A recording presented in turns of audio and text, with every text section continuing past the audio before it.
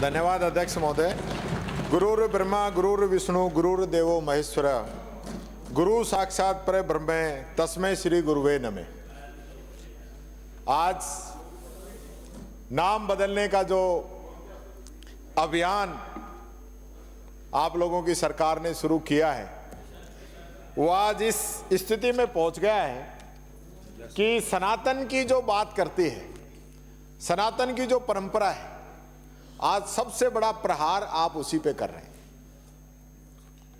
ये कुलपति और कुल गुरु नाम कहां से लेकर आए? आपको पता है कुलपति क्या होता है, कुल गुरु क्या होता है? मैं आपको बताता हूं। कुलपति शब्द का ऐतिहासिक और सांस्कृतिक जो महत्व है ना, बहुत पुराना है सभापति महोदय।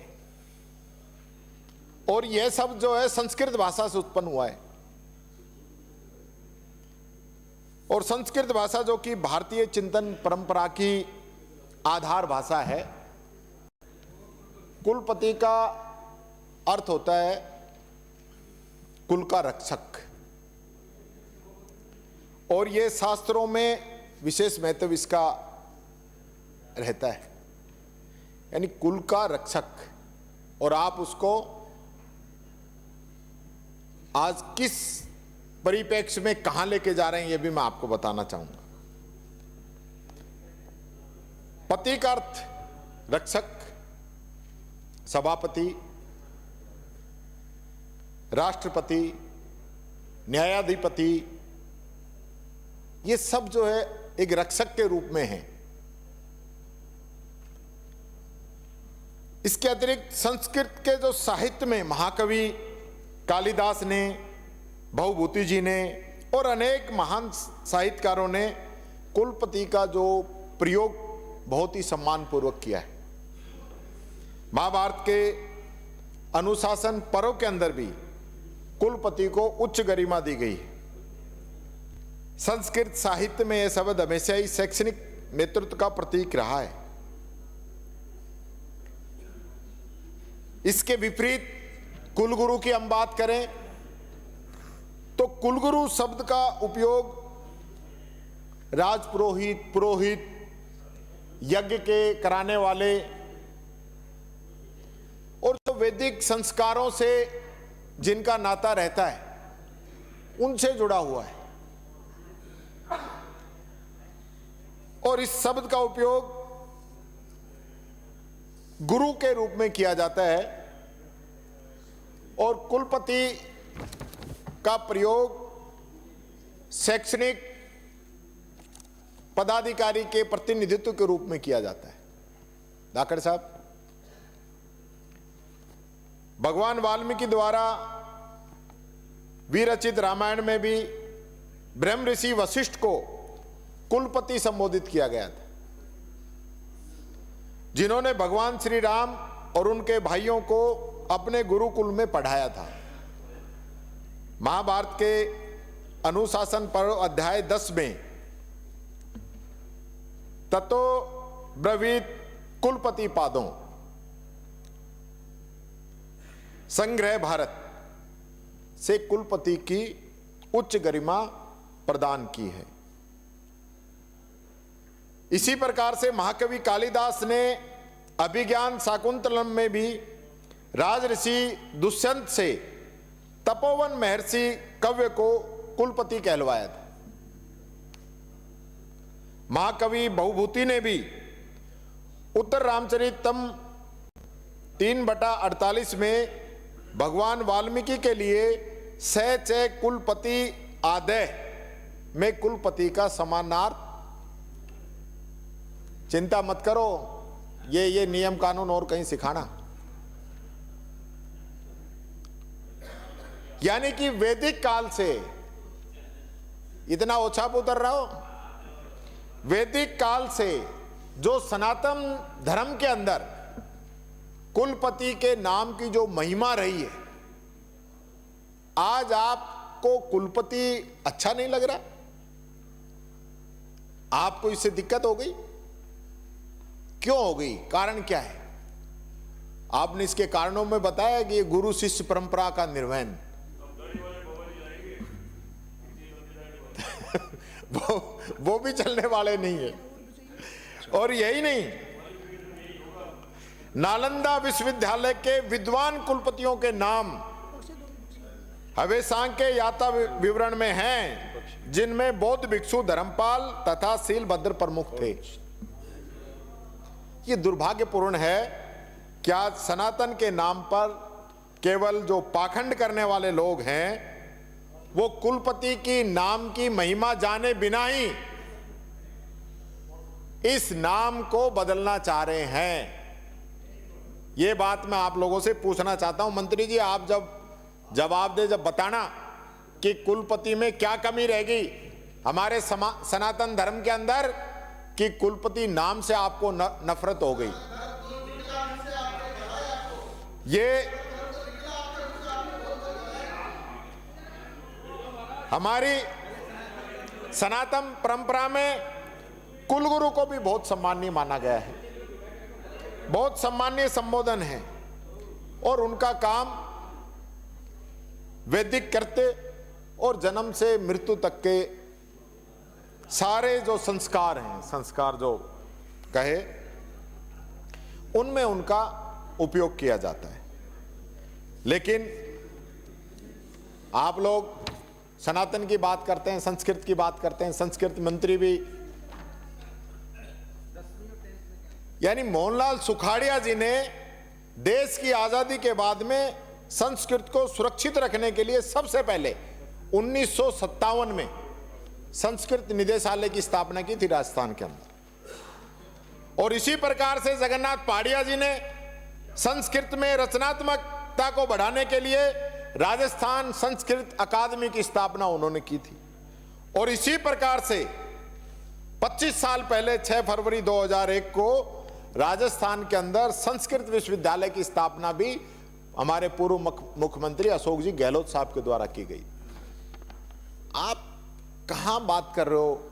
जो काम हम लोगों ने किए हैं, जो नींव का पत्थर हमने रख दिया, आज आप उसको संभाल नहीं सक रहे हैं, ये बात मैं कहना चाहूंगा। इसी प्रकार से अब ये तो आपने कुलपति कर दिया, अब कुलाधिपति जो हैं उनका नाम क्या करेंगे? प्रोफेसर, असिस्टेंट प्रोफेसर, इनका नाम क्या करेंगे? ये भी जरा बता दो आप हमें। ये जो गुरुकुल खोल रहे हो, जो पहले राजशाही परंपरा थी, उनके बच्चे जहां पढ़ते थे, उनको पढ़ाने वाले थे, वो व्यवस्था आप आज यहां लेके आना चाह रहे हो। इसी प्रकार से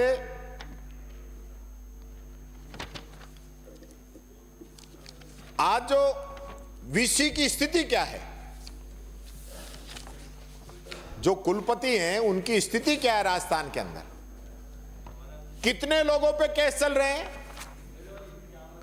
इन लोगों का, माननीय सभापति जी, वीसी का काम यह रह गया स्टाफ से झगड़ना, बच्चों से झगड़ना या अनियमितताओं के आरोप लगना। यानी कि मेरे को तो अचंभा हुआ जब मेरे को कल इस बात का पता चला कि आप कॉपी चेक कराने के लिए स्कैन करके भेजते हैं, तो चेक करने से ज्यादा पैसे तो स्कैन करने के दिए जा रहे हैं, और वीसी का काम सिर्फ और सिर्फ परीक्षाएं कराने तक सिमट के रह गया। हम क्या शोध कर रहे हैं, बच्चे क्या पढ़ रहे हैं, किस दिशा की ओर हमें लेके जाना है, इस दिशा में तो कोई बात ही नहीं। सिंडिकेट की मीटिंग क्या हो रही है समय पे? मीटिंगों के अंदर जो निर्णय लिए जा रहे हैं उनकी पालना हो रही है? यानी सिंडिकेट की मीटिंग की मिनट्स बदल दे और सरकार उसको कोऑपरेट करे। दूर जाने की जरूरत नहीं है। जयपुर के अंदर यह हालात है, जयपुर यूनिवर्सिटी की, और जो प्रोफेसर की पात्रता नहीं रख रहे उनको प्रोफेसर बना रहे हैं, रजिस्ट्रार को घर बैठाकर उप रजिस्ट्रार को सारा चार्ज दे रहे हैं। ये स्थिति चल रही है, तो ये नाम बदलने से इसमें कोई सुधार हो जाएगा क्या? ये मैं आपसे पूछना चाहता हूं, यूजीसी अभी नए नियम बना रही है कि किस प्रकार से भर्ती की जाएगी, तो भर्ती कैसे होगी? माननीय सभापति जी, बड़ा गंभीर विषय है, समय खूब है। यानी आप अपने चहेतों को भर्ती कर लो, इसके लिए आप नियमों में संशोधन कर रहे हो, यूजीसी के नियमों में। क्या वो बच्चों के भविष्य से खिलवाड़ नहीं कर रहे हो आप? और इसी प्रकार से हमारी जो यूनिवर्सिटी हमने खोली, अंबेडकर लॉ यूनिवर्सिटी, हरदेव जोशी पत्रकारिता यूनिवर्सिटी, बिल्डिंगें बन चुकी हैं, आप शिफ्ट ही नहीं करा रहे, तो नाम बदलने से कोई फर्क पड़ जाएगा क्या? हाँ, पड़ गया होगा। वो आपने हसनपुरा का हरिपुरा किया है तो वहां 20 रुपए लीटर तो दूध मिल रहा है, 35 रुपए लीटर पेट्रोल आ रहा है, वहां जाम की स्थिति खत्म हो चुकी है। यानी कि माननीय सभापति जी, कितने ऐसे कुलपति हैं पूरे राजस्थान के अंदर, कि जिनके जांच चल रही है। अब जांच भी चल रही है, वो सीट पे भी बैठा है, तो जांच कैसे होगी? उनको छुट्टी पे भेजो और जांच पूरी कराओ। ये स्थिति इस सरकार की है। दूसरी बात में कि आज जो, बस 5 मिनट, 2 ही मिनट है, आज वीसी की नियुक्ति की क्वालिफिकेशन क्या है? कि वो संघ पृष्ठभूमि का होना चाहिए, चाहे किसी भी स्टेट का हो।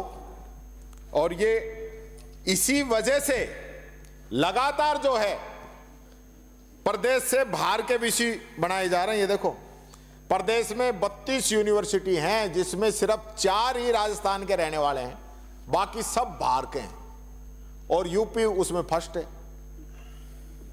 तो हमारे टाइम में भी आपको पता है कहां से हो रही है ये, कहां से हो रही है, कौन सा चैनल है, कौन सा रास्ता है जहां से विश्व की नियुक्ति हो रही है? मैंने अभी आरयूएचएस का भी बताया था, माननीय शिक्षा मंत्री जी।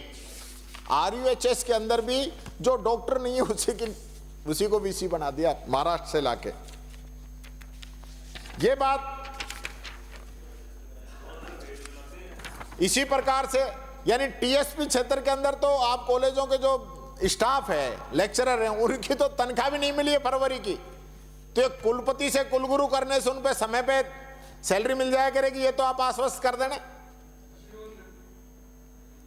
यानी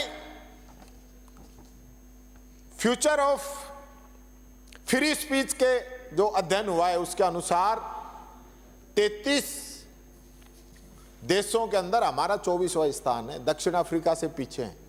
यानी फ्री स्पीच दे नहीं सकते, बोल नहीं सकते।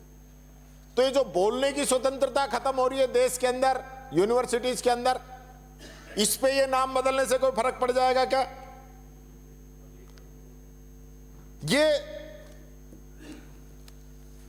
जो आचरण है कुलपति का, उसमें भी आप कोई चेंज करेंगे कि कुलगुरु नाम करेंगे तो यह आचरण वही रहेगा? कुछ संस्कार लाओगे वैदिक संस्कृति के, सनातन धर्म के कुछ संस्कार आप लेके आओगे?